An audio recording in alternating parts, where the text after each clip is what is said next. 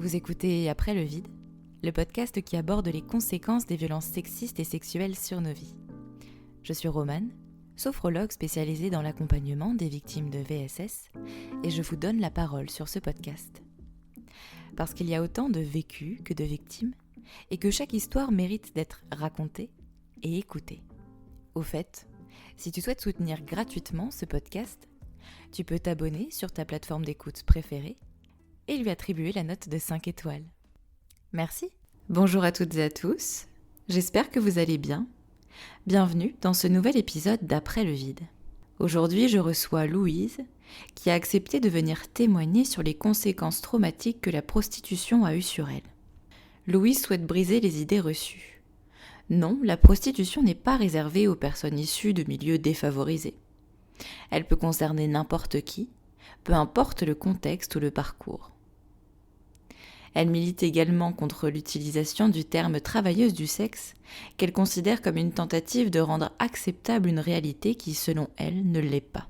Alors oui, chaque personne est libre de faire ce qu'elle veut, mais parfois les conséquences ne sont pas celles que l'on imagine.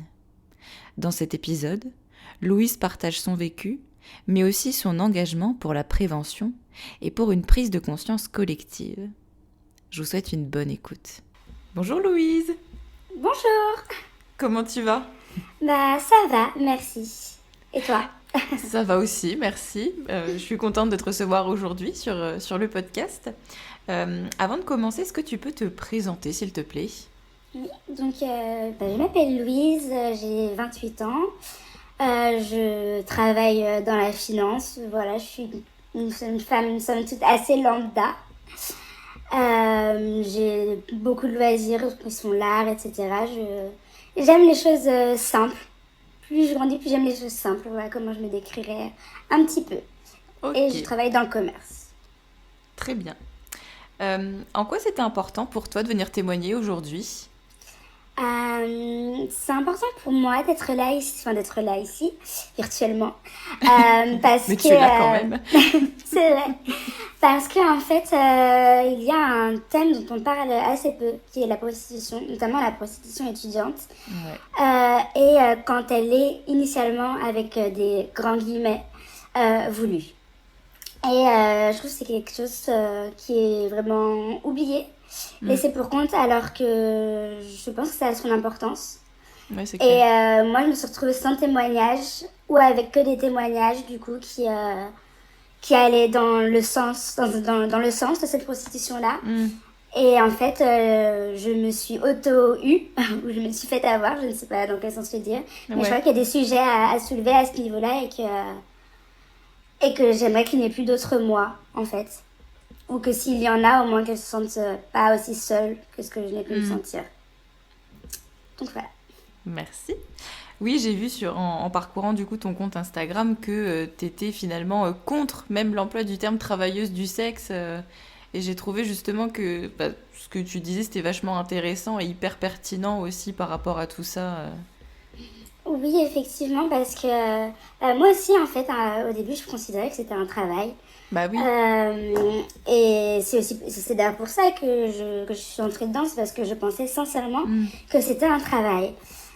Sauf que je me suis rendu compte au fur et à mesure que c'était pas un travail comme les autres. Je me suis plus dans l'idée que c'était un travail parce que ça a été pendant longtemps plus facile pour moi d'admettre que c'était un travail comme un autre et de me dire que ce qui était pas cool, ce dont je parlerai probablement ensuite, ce qui n'est pas cool était juste la mauvaise partie du travail. Comme dans tous les jobs, on a toujours des choses qu'on aime et qu'on aime moins. C'était plus simple de le voir comme ça. Mais in fine, je ne pense pas qu'un travail soit aussi traumatisant. Et je pense pas non plus qu'on puisse dire que c'est un travail parce que une partie des gens qui se prostituent décident que c'en est un, quand on sait que la majeure partie sont issus de la traite d'êtres humains.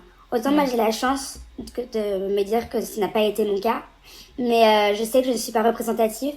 Et qu'à un moment, même si moi, ça m'a plu de me le dire et que ça m'a aidé, sinon j'aurais complètement vrillé mentalement, je crois que le bien de la majorité doit primer sur mon intérêt personnel ou sur les intérêts personnels.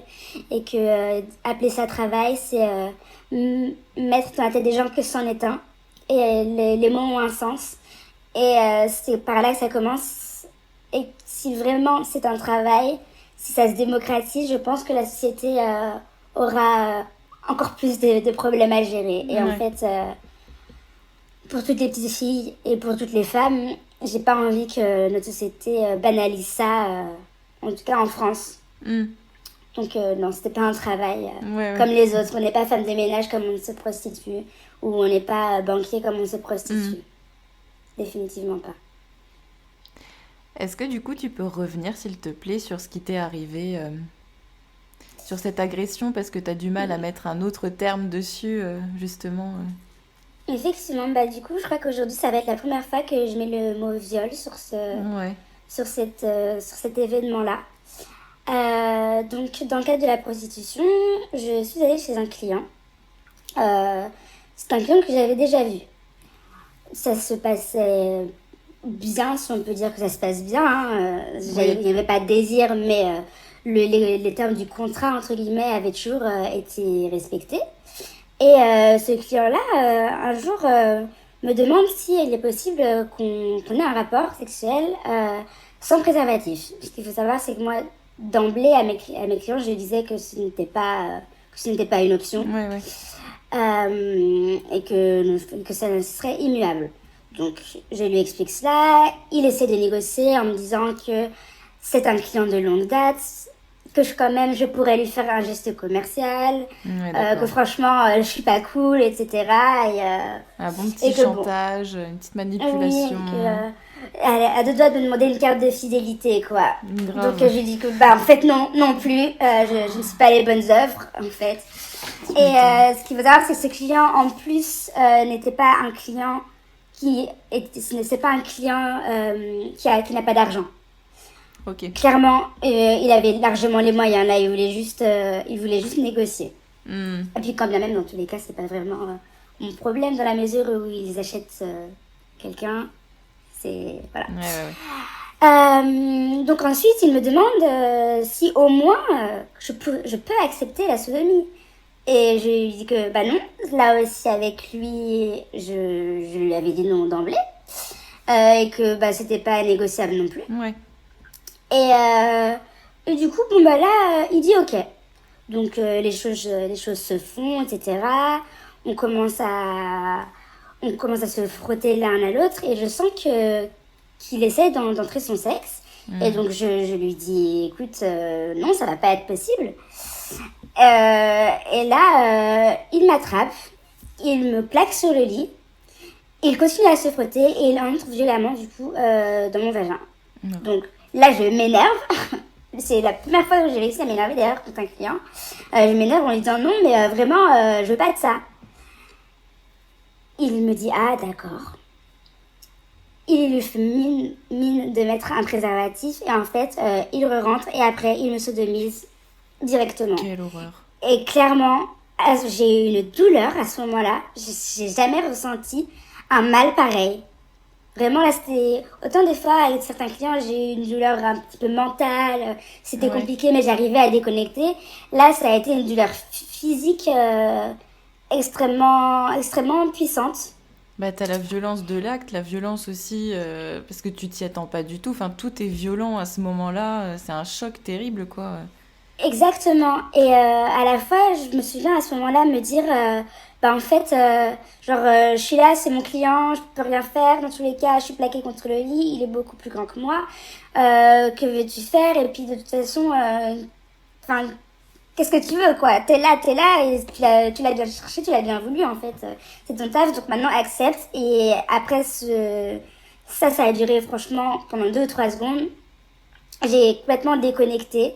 Et je me souviens plus ou moins que j'étais en train de pleurer. Après, j'ai un espèce de trou noir. Et à la fin, il se retire.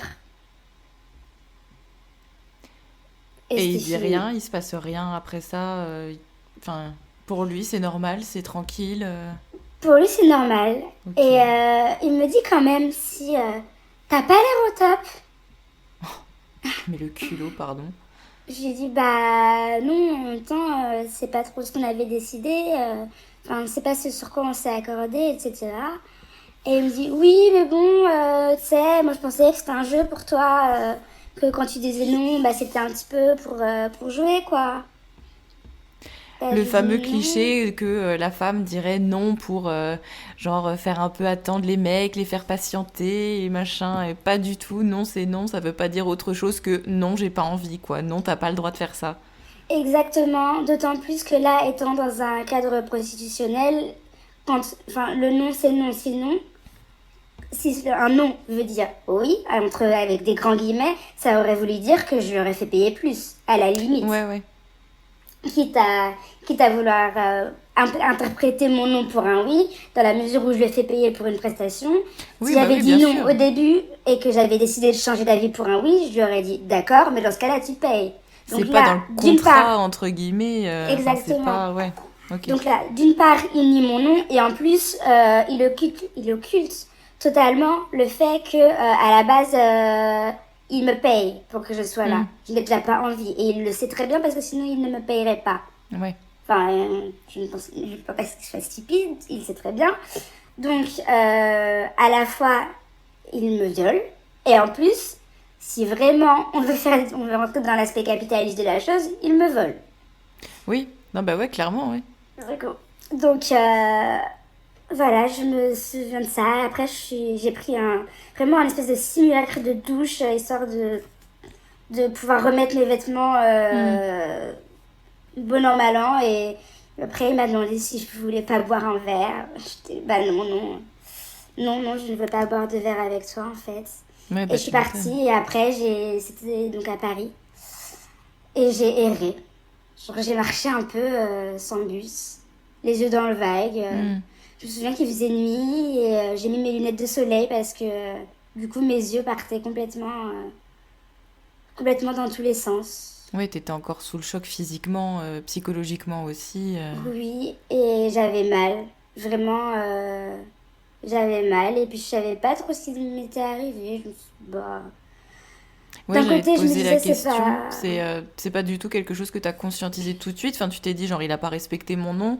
Mais à ce moment-là, tu mets pas forcément de terme derrière. Enfin, Non, parce que dans la mesure où c'est un client, bah ouais. déjà, entre guillemets, le client est roi.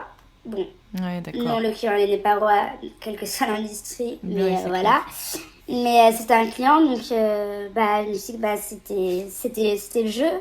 Qu'en plus, bah, j'y étais allée, et puis je me suis dit, de toute façon, qu'est-ce que tu veux faire? Enfin, En fait, tu t'infliges une espèce de responsabilité et de culpabilité à ce moment-là. Pour toi, t'es responsable de ce qui t'est arrivé alors que c'est pas. Enfin, c'est faux. ben oui, et pour moi, c'était juste enfin, juste entre guillemets, un rendez-vous client qui s'était mal passé, Ouais. en fait. Ouais, en fait, tu saisis pas du tout la gravité en fait et la violence de ce qui vient de se passer.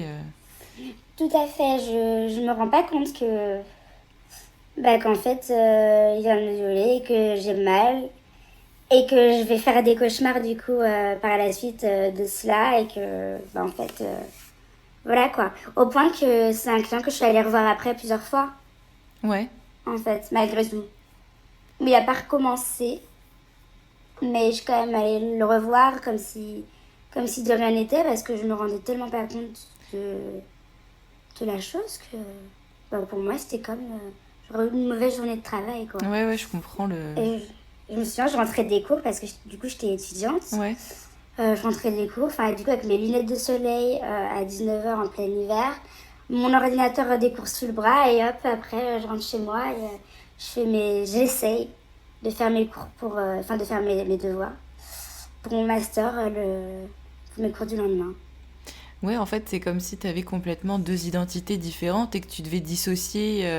Enfin, non seulement en plus, je crois me rappeler d'avoir lu que tu dis que tu dissociais énormément, mais tu as aussi ce Mm. truc où tu dois te dissocier finalement dans qui tu es aussi, quoi. Oui, parce que dans tous les cas, la position, à chaque fois que j'allais voir des clients, parce que depuis le début, j'avais un nom d'emprunt, Ouais. pour des raisons bah, du coup privées, parce que c'est... Oui, bah parce que tu Les dois te protéger prostitueurs aussi, sont j'imagine. des... Ouais, parce que quand Enfin, ils tu me dois faire retrouvent, c'est super pas drôle. attention. Bah oui, oui. Oui, oui. Et surtout comme c'était... Bah, comme c'était mes années étudiantes, je me suis dit que je voulais pas mettre en jeu ma carrière future non plus, parce que même si techniquement c'est le client qui est pénalisé, soyons honnêtes, entre un client et une femme qui arrive à un poste élevé, on sait ça sur la femme qui arrive à un poste élevé, c'est pas le client qui va manger, ce sera la prostituée. Donc voilà quoi, le droit à l'oubli à ce niveau-là n'existe pas. Donc forcément j'avais un nom d'emprunt, donc ce qui a aidé à la dissociation. Et en fait, dans tous les cas, cette activité nécessite d'être dissociée, parce que consentir c'est une chose, avoir du désir en est une autre. Et on peut consentir à quelque chose qu'on ne désire pas. D'où une question que je me pose d'ailleurs sur tout ce qui est consentement. En fait, on peut consentir, certes. J'ai consenti à aller chez les clients un nombre de fois. Au demeurant, je les désirais pas, et les mains sur mon corps, tout ce qui s'est passé, c'est ça qui me traumatise. Pourtant, j'y suis allée de mon plein gré. Donc, c'est l'absence de désir caractérisé plutôt. Ouais, je comprends. Que le consentement.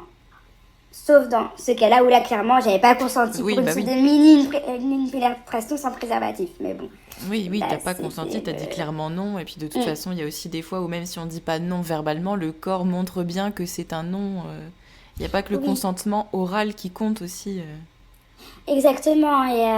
Mais bon, à la limite, comme j'y étais allée, j'arrivais vraiment pas à me dire que c'était un viol, parce que j'avais du coup cet aspect consentement. Alors j'ai consenti, j'y suis allée, j'ai fait le geste d'y aller, et ça rajoute du coup à mon auto-blaming en fait. Oui, bah ouais, c'est clair. Et pour ne pas me flageller en permanence en me disant mais qu'est-ce que t'as fait, et m'en vouloir en permanence, du coup j'étais obligée de dissocier à certains moments même de ma vie courante, parce que du coup c'est des flashbacks qui reviennent en fait de clients. Et il n'y a pas de vraiment bons clients. Là, c'était un client vraiment particulier. Mais même les clients avec ça se passe bien. Au final, les flashbacks, c'est les mêmes que j'ai quand c'est des rendez-vous qui se sont mal passés. Donc, ça reste toujours quelque chose de traumatisant pour toi, finalement, si je comprends. Enfin, des choses qui reviennent. Enfin, traumatisant, je sais pas si c'est le terme que tu poses, c'est vraiment une question, là. Oui, je pense qu'on peut dire que c'est traumatisant. Sous différentes formes. Je pense que c'est traumatisant pour l'intrusion dans le corps, mais aussi traumatisant pour la psyché, parce que ça demande une espèce de gymnastique mentale, de se séparer de soi, de se préparer pour se séparer de soi, ensuite d'être dans son autre, de se préparer à revenir à soi-même, revenir soi-même au bon moment. Faut pas se tromper aussi, parce qu'on peut pas... On peut pas se tromper, on peut pas mixer les deux parties de soi. Mais en même temps, elles sont là, et on peut pas non plus tout le temps maîtriser la dissociation. Donc voilà, quand il y a les flashbacks, ça vient.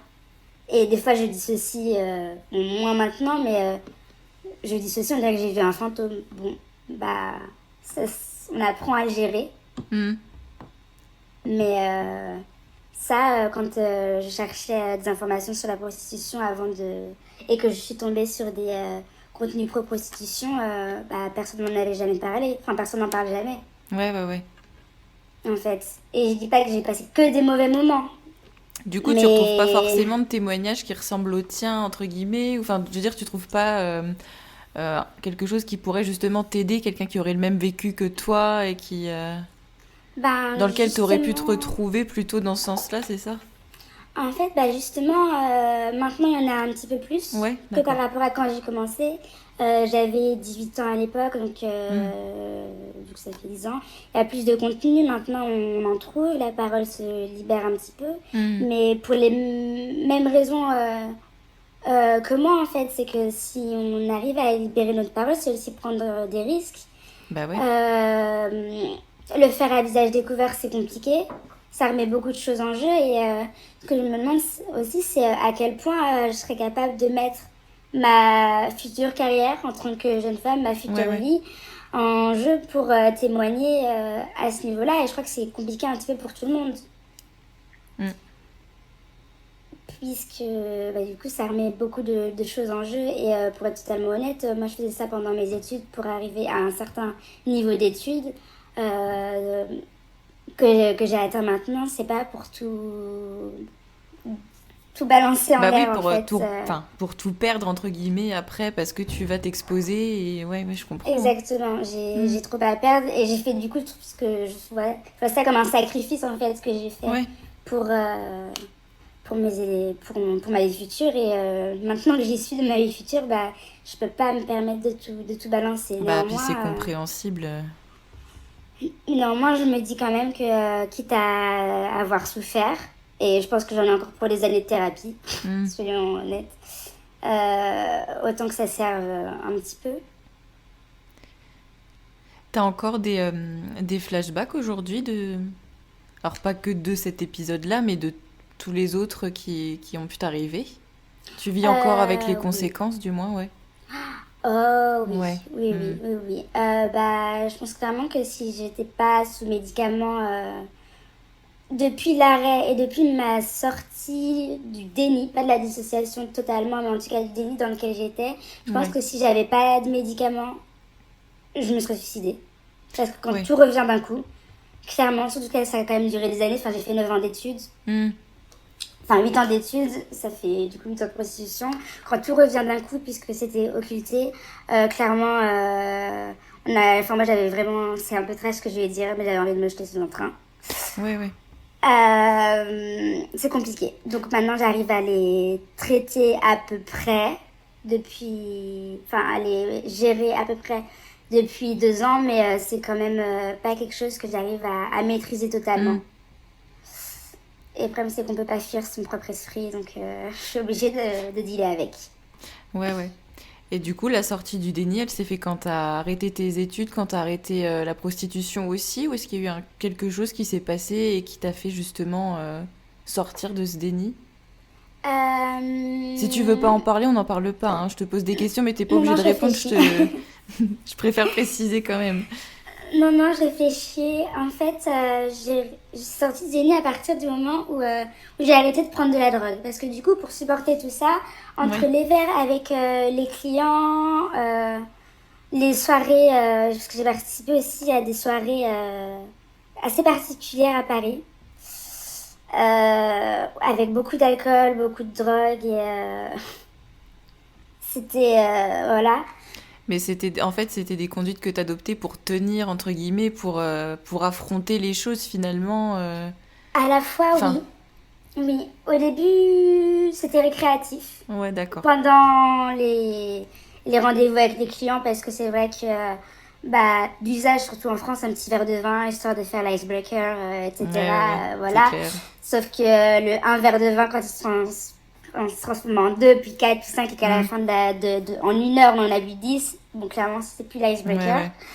Et la drogue est arrivée assez vite parce que, du coup, après les rendez-vous, j'avais des flashbacks. Et comme je voyais pas de médecin, de psychiatre, etc., du coup, pour pouvoir dormir, etc., dormir en paix, ou en tout cas au moins pas me souvenir de mes rêves, mes cauchemars, j'ai commencé à fumer et après très vite j'ai arrêté de fumer, j'ai commencé à prendre de la cocaïne parce que ça permet d'être dissocié un petit peu plus facilement aussi et de prendre les choses de façon plus légère puisqu'on est complètement déconnecté du coup. Oui, en fait un effet sédatif complet. À la fois sédatif et à la fois c'est vraiment psychotrope dans le sens où ça me permettait d'être là sans l'être totalement, tout en pouvant faire comme si j'étais là, du coup, auprès des clients. Parce qu'un client, à part certains clients qui appréciaient, c'est terrible à dire, que je fasse la morte, un petit peu. C'est assez rare. Enfin, ça a été assez rare pour moi, j'espère que ça l'est. Ils apprécient en fait qu'on fasse comme si ça nous plaisait. Et c'est d'ailleurs ce sur quoi je capitalisais en fait. Le goût c'était la jeune étudiante en grande école qui a fait ça pour le plaisir. Ça c'est l'histoire qu'ils aiment se raconter, donc je ne pouvais pas être trop sédatée non plus. Surtout que du coup avec les clients je devais avoir des discussions. Même si je mentais sur mes études, Je devais quand même avoir des discussions un petit peu sensées, donc trop sédatée, je peux pas parler sciences politiques ni économie, quoi. C'est un petit peu compliqué. Ouais, enfin, en fait, c'est trouver le juste milieu pour que tu puisses être dissociée, mais quand même être présente. Exactement. Ouais. Donc, du coup, il me fallait une drogue qui me permette de faire ça et de supporter ça, tout en restant du coup assez éveillée pour pas me tromper non plus entre les 2 mois. Parce que là, ça aurait été le drame. Ouais, c'est vraiment une double difficulté. Ah oui, c'est... Point de vue identité, oui, putain. Enfin, faut vraiment que tu réfléchisses à ce que tu dis et tout, ouais. Et la sortie de déni, j'en ai eu une première, une fois où je me suis rendu compte que j'adaptais en tant que moi, du coup, moi, le vrai moi, j'adaptais mon discours en fonction de la personne que j'avais en face de moi. Ok. Et en fait, je me suis dit, oula, ça c'est quelque chose que je fais avec mes clients. Parce que c'est... Voilà. Mais là, par contre, c'est pas des clients à qui je passe, c'est des amis d'amis. Mon discours ne devrait pas changer. Enfin, on s'adapte forcément à la personne à laquelle on parle, mais mon discours ne devrait pas être aussi variable. Je me suis dit, là, ça empiète. Ça a été mon premier red flag. Ensuite, j'en ai parlé une fois à un ami qui m'a dit la phrase suivante. Pour l'instant, tu gagnes de l'argent, mais tu sais qu'un jour, tu vas payer. Et à combien estimes-tu le prix de ce que tu gagnes? Ça m'a torturé l'esprit pendant plusieurs mois. Et là, j'ai commencé à aller voir une psychologue. Et de fil en aiguille, j'ai commencé à comprendre un petit peu, enfin, à en parler un petit peu avec la psychologue. Et je me suis dit, bon, là, à un moment, j'ai touché un point. Et je suis allée à un rendez-vous avec un client et j'ai su que ça ne serait plus jamais pareil. Ouais. En fait, j'ai ressenti. Parce qu'avant, je ne sentais pas vraiment. Genre là, j'ai ressenti les gestes qu'il faisait sur sa main sur ma peau, je l'ai senti vraiment. J'ai senti qu'il me touchait. Alors qu'avant, je ne le sentais pas. Comme s'il n'y avait plus de dissociation physique à ce moment-là, en fait. Exactement. Où tu étais là, en fait. Voilà. Et à partir du moment où j'ai été là, j'ai eu de plus en plus de mal à me dissocier. Et en fait, si j'arrivais pas à me dissocier, du coup, je pouvais pas être dans le déni. Et je pense que je suis toujours dans le déni pour certaines parties. Oui. Je suis toujours en cours de travail. Non, c'est exactement ça. Il faut aussi que tu prennes le temps de pouvoir laisser sortir les choses comme tu peux. Quand tu es prête, toi, à les recevoir aussi. Il faut pas précipiter les choses. Non, et surtout que je me souviens pas de tout. Parce que du coup, sur 10 ans, il y a des périodes où j'avais beaucoup de clients, etc. Et avec les soirées dont j'ai parlé précédemment, ça pouvait faire quand même beaucoup de monde. Je peux pas me rappeler de tout le monde. C'est terrible à dire, mais je peux pas me rappeler de tout le monde. Et chaque chose en son temps. Ouais, bah oui, c'est clair. Et je me dis que si je me rappelle pas de tout, c'est peut-être aussi que mon cerveau ne peut pas gérer... ne peut pas gérer, c'est comme une espèce d'amnésie grade. Donc voilà. Et est-ce que tu as pu en parler à l'époque de ce que tu avais vécu? Ou c'était aussi, j'imagine, difficile si tu voulais pas que... Enfin, ce qui peut être compréhensible, si tu voulais pas que ça se sache. Finalement, tu as dû tout garder pour toi ou... Alors, au début, puisque j'étais au tout début, puisque justement j'étais dans le c'est empowering pour les femmes, c'est moi qui décide ce que je fais de mon corps, j'ai décidé de vendre mon temps, pas mon corps, de vendre une partie de mon temps à des hommes, j'en étais presque fière. J'en ai parlé à des amis, à 3 amis. Un ami l'a plutôt bien pris. Et par contre, j'ai appris plusieurs années après que il avait bien pris, mais qu'il m'attendait au tournant pour savoir ce que je valais en tant que prostituée. Ok. Mais il m'a pas violée. Et là, pour le coup, c'était full consentant, juste après qu'on avait couché ensemble, juste parce qu'il voulait savoir. Voilà. C'est toujours plaisant, évidemment. Bah oui, en plus, c'est gratuit. Oh là là. Il n'y a pas de petite économie chez ces gens-là. C'était un ami garçon. Une amie à qui j'ai dit clairement, elle Elle s'en est fichue totalement. Enfin, moi, Ouais. elle s'en foutait. Donc, bon, bah voilà.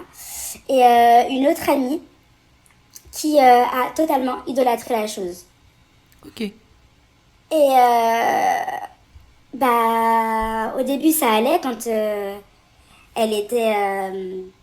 Quand moi j'étais dans l'empowerment, dans l'aspect empowerment de la chose, ça allait qu'elle idolâtre la chose parce que moi ça me convenait. Mais quand j'ai commencé Oui, à elle te payer les pots suivait. cassés, oui, oui, elle était très contente pour moi. Et quand j'ai commencé à payer les pots cassés, elle s'est pas rendue compte que bah non, Hmm. non, on n'était pas. On n'est pas dans ce joli empowerment. Et d'ailleurs, c'est une amie qui un jour a voulu tester avec moi. Ouais. Et j'ai refusé pendant longtemps. Et un jour, j'avoue que j'ai cédé. Et du coup, on a eu un rendez-vous à deux. Elle n'a plus jamais voulu essayer. C'est pour ça que, à tous Ouais. ceux qui disent que c'est un travail, ok, pas de souci. Allez-y. Tentez. Essayez. Allez au charbon. Hmm. Vous allez voir si c'est un travail. Elle a plus jamais recommencé. Hein. Et plus jamais. Là, on est en 2024, ça date de 2018. Elle se rappelle toujours du rendez-vous. Elle fait toujours des cauchemars de ce rendez-vous-là. Ouais, ça l'a traumatisée. Ouais. Donc, voilà. Et pourtant, elle avait une vraie volonté de le faire. Hein. Elle avait romancé la chose, etc. Donc, j'en avais parlé à Mais ces oui, trois avec les personnes-là. discours, comme tu disais, là, de justement, reprendre le pouvoir finalement, avoir le pouvoir sur Mm. le corps, décider de ce qu'on en faisait Mm. et tout, c'est comme ça que beaucoup Mm. tombent dedans, j'imagine. Oui, bah oui, et c'est malheureux parce que faut pas penser. Enfin, on a tendance aussi à penser que les gens qui se prostituent vont être des gens un petit peu perdus, etc.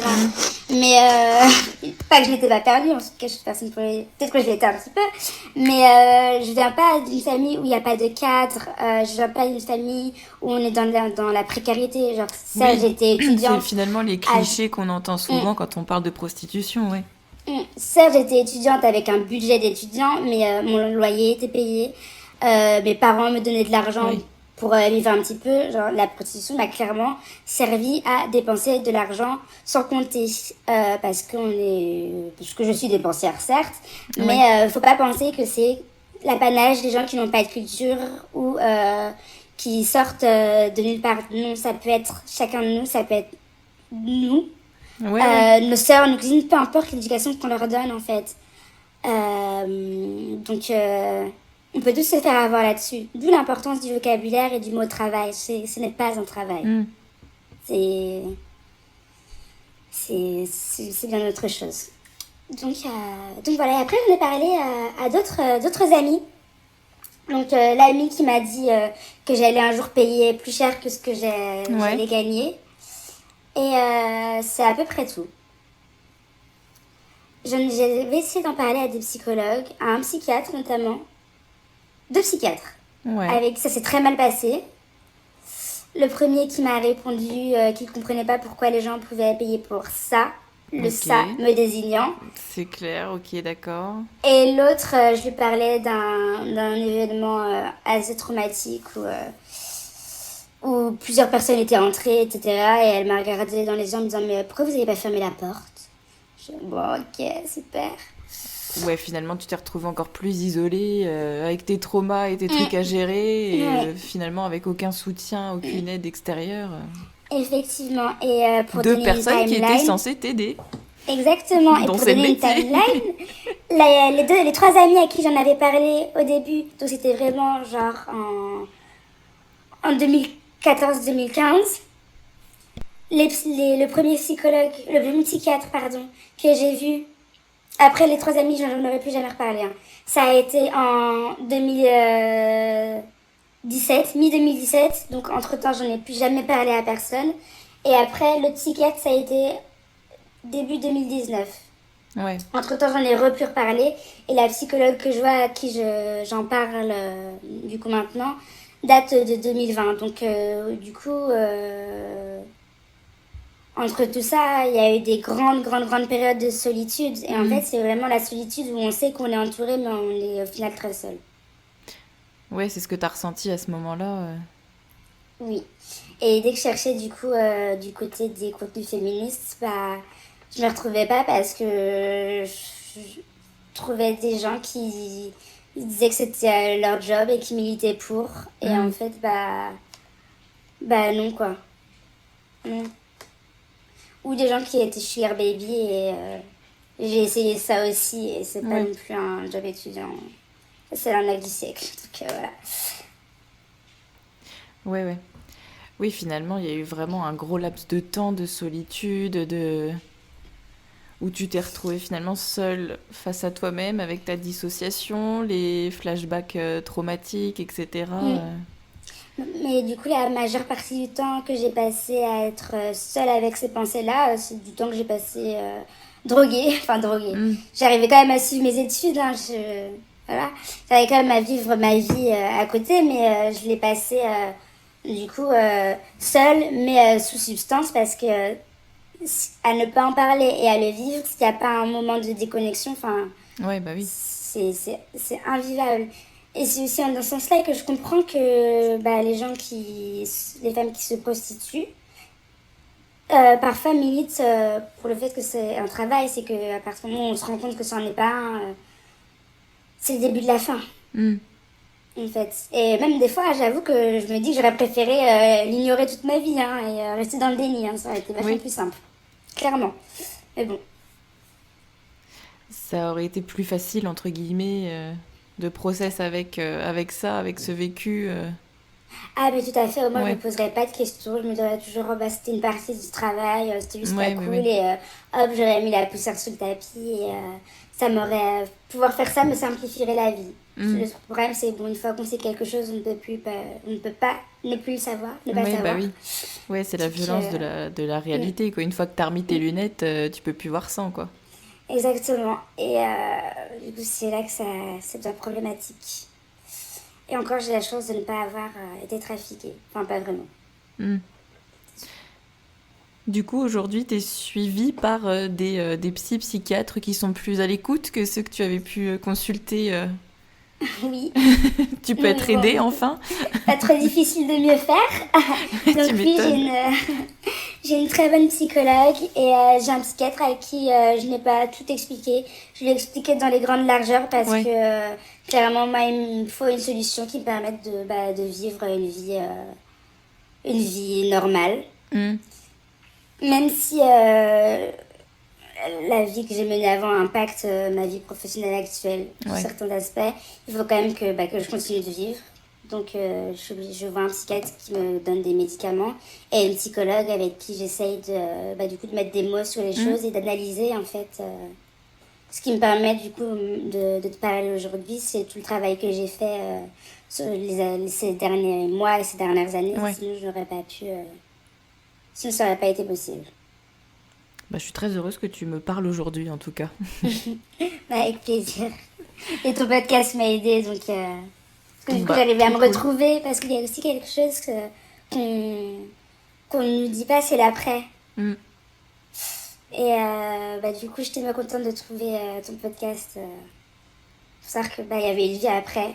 Et que c'était normal que j'arrive pas à gérer tout de suite du jour au lendemain la chose. Et oui, parce que tu es traumatisée. Exactement. Mais bon. Et que les lunettes du trauma sont un peu difficiles à enlever. Mais on peut y arriver. Ouais, mais on y arrive.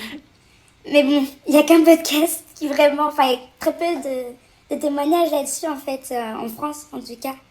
Il y a peu de données sur l'après. C'est pour ça que je l'ai lancé. C'est parce que vraiment, moi, je me suis retrouvée vraiment dans un moment de flottement en me disant, bah merde... Enfin, pourquoi j'ai toutes ces difficultés ? Est-ce que tout le monde ressent ces difficultés ou pas ? Et finalement, en le lançant, je me suis rendu compte que oui, toutes les personnes qui ont vécu des violences sexuelles, enfin une majorité, peut-être pas toutes, mais ressentent aussi beaucoup de complications sur l'après, en fait. Et on n'en parle vraiment pas, quoi. Non, du tout. C'est comme si, du coup, maintenant on parle un peu plus du trauma et de l'agression. C'est déjà pas mal par rapport à avant. Oui, on progresse un peu. Lentement, on progresse. Mais on n'est pas encore arrivé au stade où la question de l'après est démocratisée. Et je pense que c'est important que si on peut le faire, si on est en capacité de le faire, on y contribue un peu parce que il y en aura probablement d'autres. détraumatisée. Malheureusement, oui, même si je touche du Malheureusement. bois, j'espère que non, mais bon, Moi je aussi. me fais Mais pas trop au moins, d'illusions. moi non plus, mais au moins si elles peuvent se sentir un petit peu moins seules que nous, Ouais, c'est clair. ce sera déjà ça.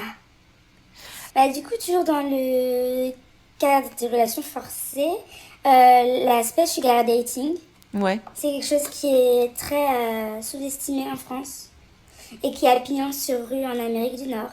J'habite en Amérique du Nord et il y a vraiment des panneaux publicitaires sur les autoroutes. ouais, à ce point-là. Ouais, c'est effrayant. Sur TikTok, c'est effrayant. Sur Insta, c'est pas ouf, mais ça Mais va. ça, c'est pareil, c'est un truc qui est vachement romantisé maintenant. Ah oui.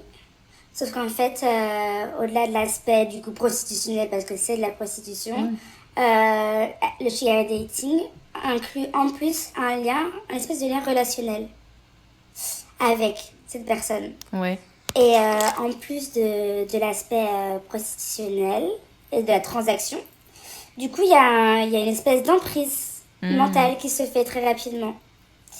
Et ça, c'est compliqué à gérer.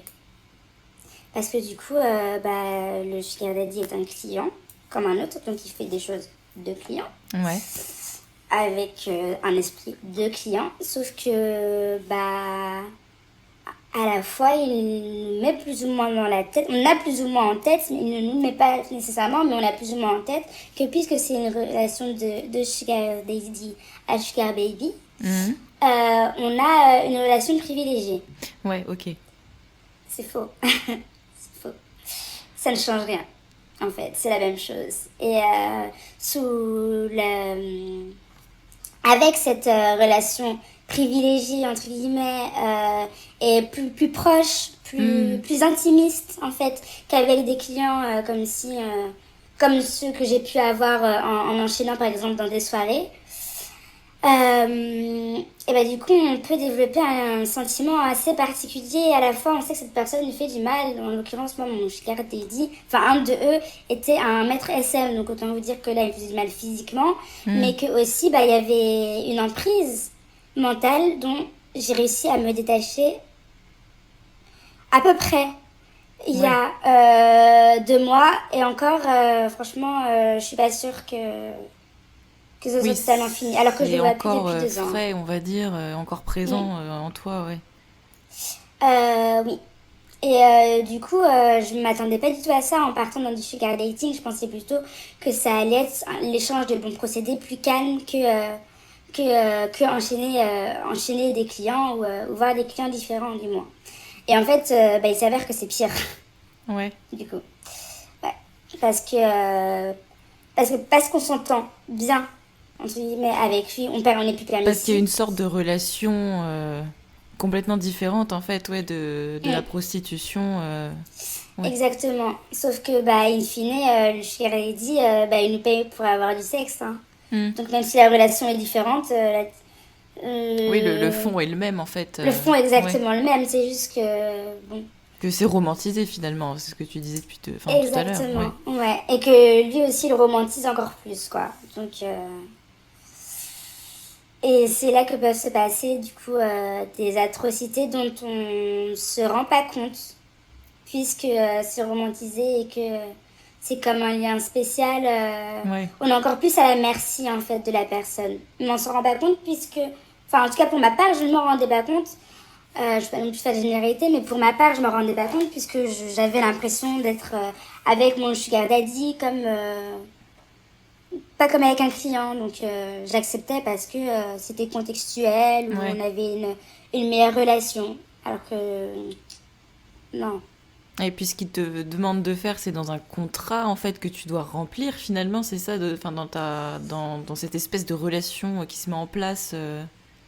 Oui, alors là, du coup, pour le storytelling, il n'y avait pas de contrat écrit, hein, mais c'était vraiment un accord... contrat en tout cas en fait, ils te demandent des choses à faire et tu dois être... Tout à fait, un contrat portant sur la récurrence des rendez-vous, sur ce qui était accepté ou pas. Surtout, du coup, dans le cadre de sugar dating SM, ce que j'ai du coup appris après, y a des pratiques qui se sont ajoutées. etc.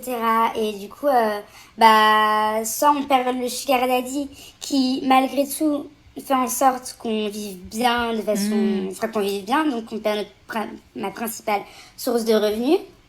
Et quelqu'un avec qui je m'entendais, entre guillemets, bien, si tant est qu'on puisse le sortir avec. Ouais. Et du coup, on accepte de plus en plus parce que... D'où l'emprise, en on fait, finalement, comme tu disais tout à l'heure, ouais. Ouais, en fait, j'étais devenue... Avec du recul, je me rends compte que j'étais devenue sa poupée. Sauf que du coup, le sugar dating, dans la mesure où on a une relation plus intimiste avec la personne sait notre identité. Ah, ok.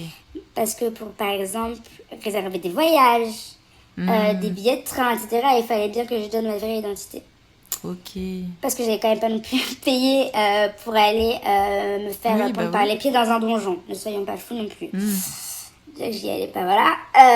Donc, on ajoute à ça donc, ma vraie identité, l'emprise qu'il a. Et donc, à ce jour, je sais pas à quel point ça pourra m'exploser sur le visage. Surtout, du coup, là, en l'occurrence, ce sugar daddy là, il est plutôt influent dans le domaine dans lequel je travaille. Et je peux pas me le mettre à dos. D'un côté, je peux plus le voir non plus. T'as aussi la crainte de pouvoir retomber sur lui en tant que toi, actuellement. Oui. Ouais. Et encore une fois, du coup, si jamais ça arrive, je suis plutôt convaincue que c'est pas lui qu'on blâmera. Après, peut-être que les mœurs seront changées, on peut toujours espérer, mais je crois pas que ce sera sur lui que la responsabilité reposera. Étant donné que tu es une femme et lui un homme. Et que je suis une prostituée et lui un client, voilà. Et que, on pourra toujours me dire, mais de toute façon, vous y êtes allée, vous étiez consentante. En soi, oui. Et c'est ce que dit la loi, c'est ce que demande la loi. Donc, la loi sera de son côté. Je pense que, du coup, ça, c'est un point qui est peu étudié pour l'instant. Parce qu'on parle plus de la prostitution classique. On en parle, c'est déjà pas mal. On parle plus de la prostitution classique, mais ça, je crois que c'est vraiment genre le braquage du siècle pour les femmes. C'est d'autant plus insidieux, je trouve, si justement ce truc de pseudo-relation finalement qui se met en place. En plus, s'ils connaissent la vraie identité et tout, Ah non, mais oui, en fait, la vie, c'est pas un film, c'est pas Pretty Woman, quoi. On va pas se marier avec. Donc, au mieux, ça se finit bien et ils nous oublient. Au pire, c'est nous qui allons payer les pots cassés. Mais d'où l'importance de ton témoignage aujourd'hui. Parce que, c'est vrai, t'as raison. Toutes les fois où j'ai entendu parler de prostitution et justement de sugar daddy, etc., c'est souvent avec le discours d'empowerment, etc., on dispose de nos corps comme on veut, on a le contrôle sur nos corps, etc. Mais comme tu l'as dit aussi, qu'est-ce qu'il y a derrière, quoi? Et quelles seront les conséquences? Et je me dis que même si on a l'impression, on a un simulacre de contrôle sur notre corps, le jour où notre cerveau et notre corps décident de nous balancer les flashbacks et qu'on a des retours olfactifs, des retours de toucher, etc., le corps, on ne le maîtrise plus du tout. Hein. Genre là, notre corps ne nous appartient plus, clairement. Donc, oui, on peut en faire ce qu'on veut, il n'y a pas de souci. Mais par contre, il ne faut pas oublier que le corps, il fait aussi ce qu'il veut de nous. C'est clair. Quand il décide de nous faire ça, c'est-à-dire des flashbacks, des impressions de toucher et des espèces de visions de clients, c'est pas nous qui décidons, c'est pas le client qui le décide non plus, c'est juste notre cerveau. C'est clairement du stress post-traumatique. Ouais, donc c'est... Appelons un chat un chat. Oui, c'est vrai. Donc c'est bien de vouloir être maître de son corps, mais on n'est pas maître on est maître de notre corps parce qu'on peut le mouvoir, mais on n'est pas maître de notre cerveau. Et on ne peut pas éviter notre cerveau. On aura beau fuir, franchement, je déménage dans plein de villes, etc. pour arrêter d'y penser, ça ne marche pas. Ouais, t'en arrives à ce point-là aussi, du coup.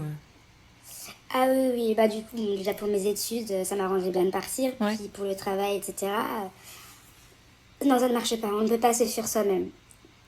Et quand les clients, enfin, quand la prostitution fait partie de nous, on ne peut pas la fuir non plus. Mais est-ce que finalement ce serait pas s'auto-persuader que si on est consentante pour les actes et tout, comme tu disais tout à l'heure, tu dissocies aussi le désir, et puis finalement se rendre compte avec le temps qui passe que c'était pas du tout consentant et que c'était finalement que que ça pouvait être beaucoup en tout cas de rapports hyper violents et traumatisants. Ah, mais tout à fait. Ouais. Enfin, moi, c'est ce que je ressens maintenant, mais c'est pas enfin, je le ressens maintenant que j'ai analysé la chose. Ouais, bah oui. Et ça m'a mis du temps, j'ai mis du temps à me rendre compte qu'en fait, même les rapports qui s'étaient bien passés avec les clients avaient, in fine, la même retentissance en moi que les autres. Dans la mesure où même s'ils ont été moins violents sur l'instant, la répétition fait aussi la violence. Ouais, finalement, c'est vraiment des mecs que dont t'avais pas envie. Donc, ça reste aussi une façon de se forcer, d'être contrainte, même si tu te dis que t'es consentante finalement. Ouais, ok. Oui, c'est comme céder. Enfin, à partir du moment où. Bah oui, c'est ça.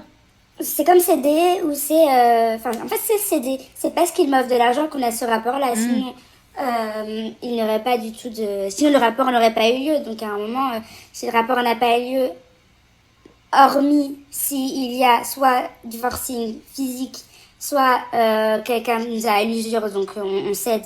Ouais, bah oui. Soit, et la liste non exhaustive bien sûr, ou soit de l'argent, c'est pas du coup.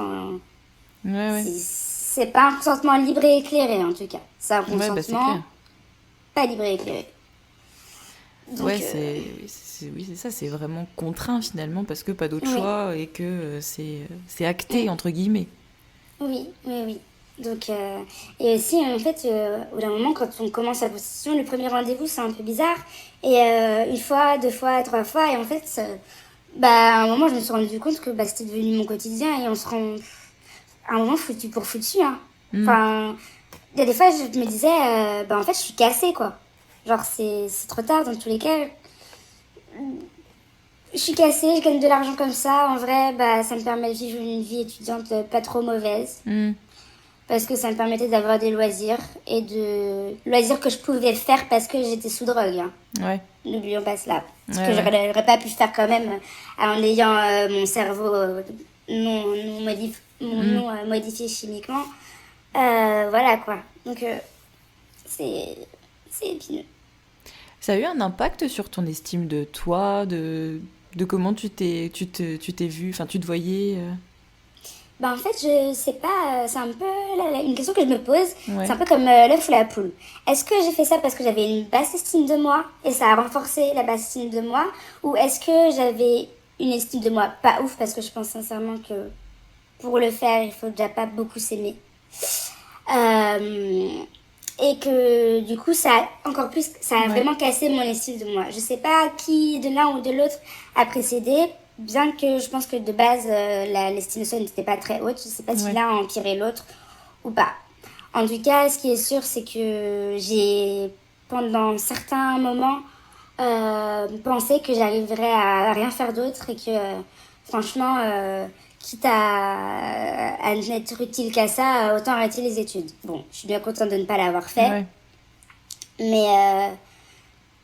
j'ai la chance d'avoir justement ce cadre familial de gens qui ont fait des études et où les études c'est pas une option dans la famille, qui m'a permis de me dire non, on n'arrête pas ces études, c'est pas une option.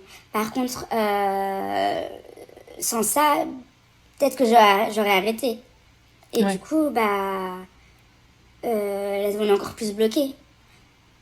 Donc c'est encore plus marginalisant. Enfin, on n'a pas besoin d'être marginalisé pour être prostituée, mais la prostitution peut nous marginaliser. Et j'avais lu une étude que je ne peux pas citer, je suis navrée, mais qui disait que justement le taux des prostituées étudiantes qui arrivaient à la fin de leurs études était quand même relativement bas. Ouais. Et quand même on y arrive, du coup il y a quand même des incidences sur la vie professionnelle ensuite.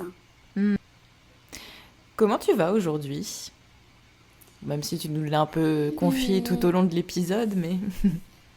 ça va mieux. Ça va mieux du coup depuis que je témoigne sur Instagram, parce que ça me permet de trouver une utilité à ce que j'ai vécu.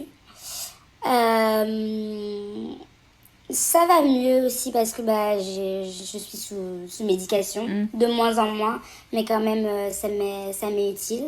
Je pense que j'en ai pour encore un bon moment de thérapie. Je suis clairement là, T'es au début, on va dire. Ouais, ça fait longtemps le début quand même. Mais comme quoi, même si sur le moment j'avais l'impression d'être très riche, je pense très sincèrement que j'ai dépensé beaucoup plus, que je vais dépenser beaucoup plus en thérapie que ce que j'ai gagné. Donc comme quoi la prostitution, ça n'enrichit pas. Hein. Et donc ça va. Il y a des hauts et des bas. J'ai dû changer de travail justement parce que de mon ancien métier me rappelait trop les clients. D'accord. En fait, c'était un métier de service. Et j'avais affaire à beaucoup d'hommes, parce que je fais de la finance, beaucoup d'hommes, des patrons d'entreprise. Et notamment pour les soirées que j'évoquais avant, les soirées luxuriantes. C'est tout à fait ce type de population-là. Donc, du coup, j'ai changé de métier. Enfin, donc ça pouvait t'amener à avoir des flashs et des trucs comme ça, j'imagine. Ah, j'en avais en permanence. J'en avais en permanence. C'était dramatique. Donc là, ça va mieux depuis que j'ai changé. Mais voilà. Donc, disons que ça va bon an, mal an, qu'il y a des hauts et des bas. Mais je pense que ça ira mieux. Tu commences finalement à te rendre compte que l'après, il est possible. Oui. Doucement, peut-être, mais tu te rends compte que tu peux... J'ai toujours su qu'il y avait un après possible. Mais par contre, je savais pas comment j'allais réussir à y arriver. D'accord, ouais. Je pense que... je savais qu'il y aurait un après parce que du coup, je me suis accrochée à mes études et qu'il allait falloir que je gère l'après et que, tant que je me suicide pas, tant que je m'étais pas suicidée et que j'avais pas pris cette décision-là, il y aurait eu un après. En revanche... oui, c'était comment y accéder qui était très flou. Ouais. Et il y a des fois, bon là ça va, mais des fois je me suis dit, si c'est ça l'après, là, mais franchement... voilà quoi. Et c'est ça que je voudrais dire. C'est que faut pas s'attendre à ce qu'il y a un après. Mais l'après sera difficile, on s'en sort, mais l'après est difficile, c'est normal. Il est là, mais ça passera. Il deviendra de moins en moins. Mais oui, faut pas se leurrer. Il est difficile, mais ça se gère. Est-ce que tu as un message à faire passer aux personnes qui vont t'écouter ? Oui. Ce que je voudrais leur dire, c'est que ça peut... Une escorte, une prostituée, ça peut être vraiment chacun de nous. Qu'il n'y a pas de classe sociale.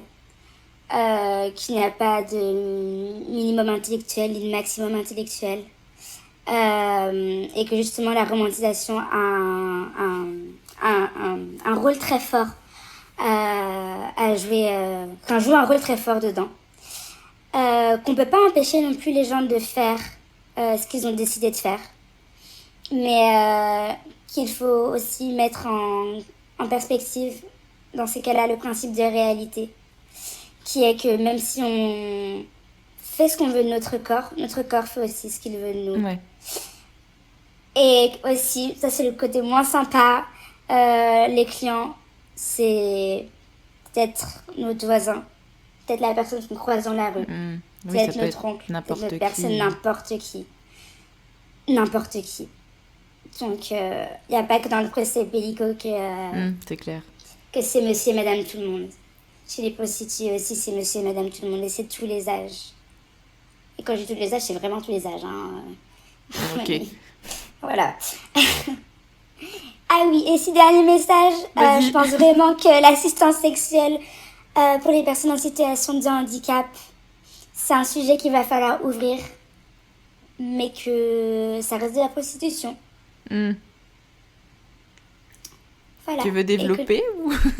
Non, mais que avoir des relations sexuelles n'est pas un droit fondamental. Donc on ne peut pas s'offrir les gens. Je comprends. On ne s'achète pas les gens. Voilà, c'est tout. Merci beaucoup, Louise. Avec plaisir, merci à toi pour ton temps.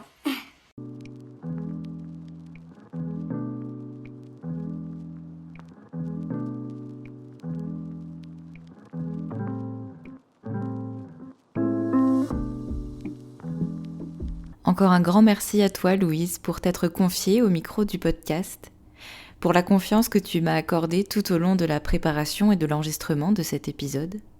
T'es pas toute seule et on te croit. Et pour celles et ceux qui souhaiteraient suivre Louise sur les réseaux sociaux, le lien vers son compte Instagram sera disponible dans la description de l'épisode. Et si toi aussi tu as envie de venir raconter ton histoire au micro du podcast, tu peux me contacter directement sur le compte Instagram d'Après le Vide ou m'envoyer un mail à l'adresse qu'il y a juste dans la barre d'infos. À bientôt pour le prochain épisode d'Après le Vide.